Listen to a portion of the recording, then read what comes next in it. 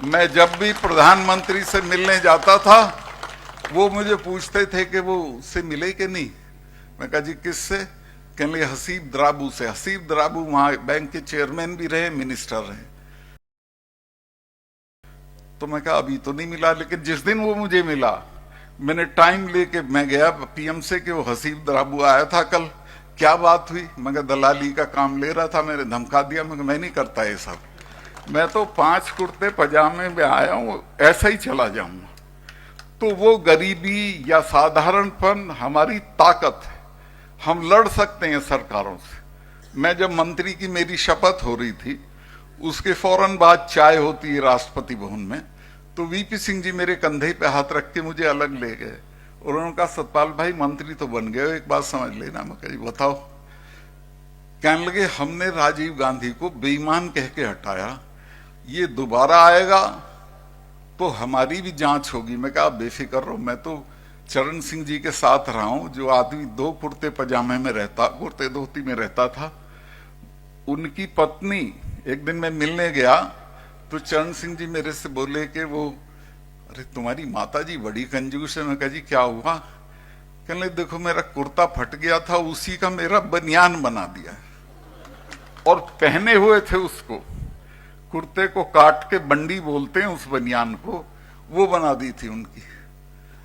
तो प्रधानमंत्री थे, देश का कोई पद नहीं था जो उन्होंने ग्रहण नहीं किया था। चीफ मिनिस्टर रहे थे, मिनिस्टर रहे थे, प्रधानमंत्री रहे थे, लेकिन इतनी सादगी से रहते थे। मैं कहा साहब मैं तो उनसे सीखा, मेरे लिए तो आप निश्चिंत रहें और औरों की रखवाली करें, मैं ठीक रहूंगा।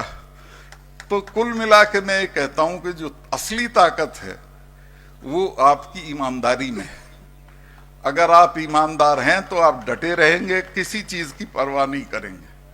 मैं जब ये बोला था इस पे किसानों वाले पे, तो मुझे बहुत तरह के मशवरे दिए गए। कुछ लोगों ने कहा बेवकूफ हो तुम, प्रेसिडेंट बन जाओगे, वाइस प्रेसिडेंट बन जाओगे।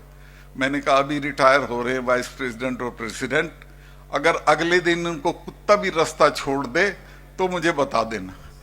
कोई चीज नहीं है, ये टेम्परेरी चीज है। असली चीज रहती है आपकी कि आपने कोई स्टैंड लिया कि नहीं, आप लड़े कि नहीं। अगर आपने लड़ने की शोहरत हासिल कर ली तो पदों से बहुत बड़ी है। तो मैं तो उसी दिन से जब ये किसानों वाला हुआ,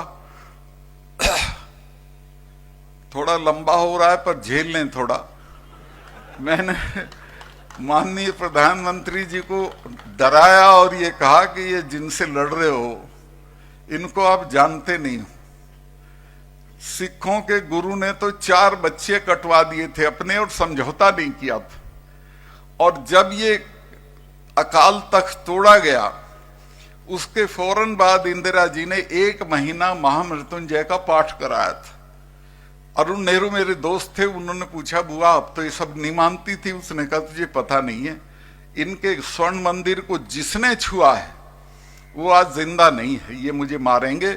उनको इल्हाम था इस चीज का, वो मारी गई, जनरल वैद्य मारे गए, जनरल डायर मारे गए, मतलब जिसने भी उनकी अस्मिता पे हाथ डाला उसको मार दिया। तो ये जो 3 कानून वापस हुए कोई भलेपन में नहीं हुए, ये दहशत में हुए, डर में हुए।